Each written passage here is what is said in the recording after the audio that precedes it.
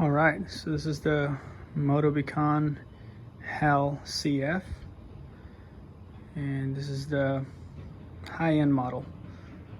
Comes with the SRAM AXS X01 drivetrain. It's got the all wireless Bluetooth setup, you know, carbon components. I swapped out the pedals for these kind of inexpensive race face pedals, the only thing available at my local bike shop. And then here's the remote for the drivetrain shifting. And the wheels, comes the DT Swiss E1900. These guys are 30 millimeter and they come tubeless ready. So we just switched out the stem. The rim itself was already taped and ready to go, so swapping it out to tubeless was super easy.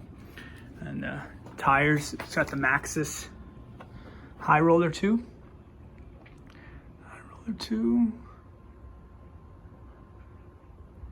And the hubs, got the DT Swiss hub. Not exactly sure what model that is. And front shock is the ROCKSHOX Pike Select Plus. So that's 160 millimeters of travel.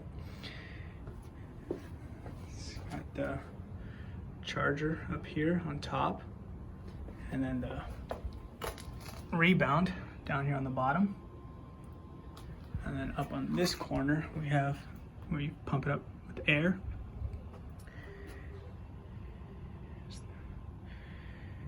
Your SRAM brake levers, full hydraulic, of course. Back here to the rear shock, which is the ROCKSHOX Deluxe Select Plus as well. Got the rebound, and it locks out pretty good when you turn this lever down. It will lock out pretty strong, and then you won't really be able to, it almost act as hardtail for climbing or riding on the road.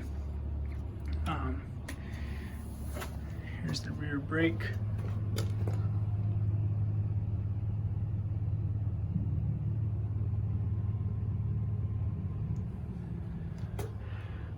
And it's a full carbon frame.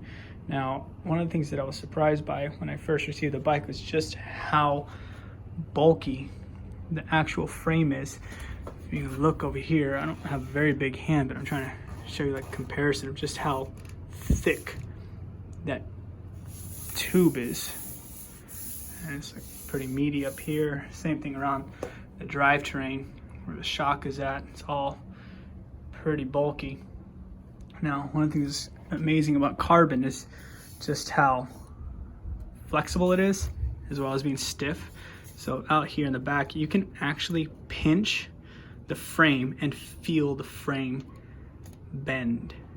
Now, it'll bend in this direction, but it will not bend in this direction, which is the critical direction. So the full carbon, and the full carbon is crazy light. So this giant 29er full suspension trail bike is coming in at under 28 pounds. And show you the dropper post real quick. It's the cable is routed through the frame, through the seat post. So I'll give you a look at that real quick. So there's that guy. Smooth operation. We got the Motobecane USA, built in Taiwan, I believe. And yeah, there's a general overlook of this bike. The seat is just a WTB seat, the SL8. I'm sure someone knows what that means. And right up here, here's what it looks like from the saddle. This is your view from the saddle. Really pretty clean handlebar setup with the remote for the derailleur, brakes, And that's it. You got just about 4 functions up here. Here's looking down the tube, down the cranks, to your rear suspension. I'm getting upside down there. Go ahead and flip it around and take a look at the other side, just for anyone who's curious. On this side, we have the rear brakes being routed through the tube. Come out the bottom here. And then right up on top here, so the hydraulic brakes are routed through the frame.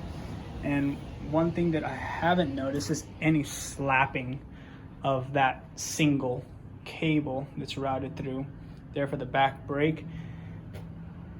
I don't hear that slapping around when on the trail, so that's pretty nice. And because it's got the wireless drivetrain, I'm missing an extra wire that would normally be routed through.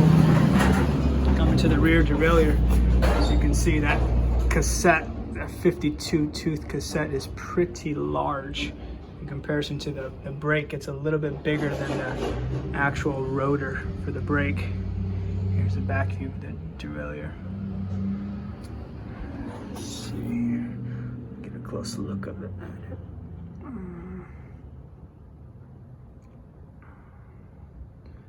And that wireless system here with that battery, it lasts quite a while. I've been riding now a whole week and I haven't charged it, not once.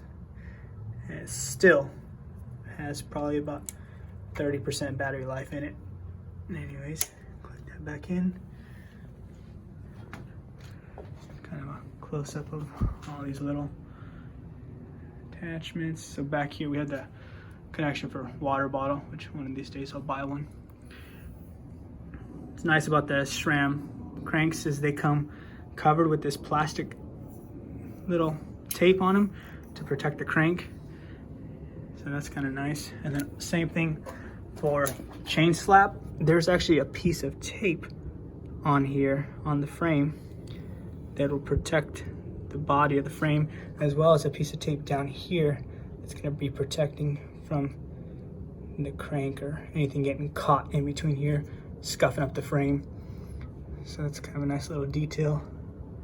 And I removed the front derailleur hanger because it's kind of pointless. It's a 1x12, so they don't even need that on the frame. Yeah, here is the bike. Hopefully you guys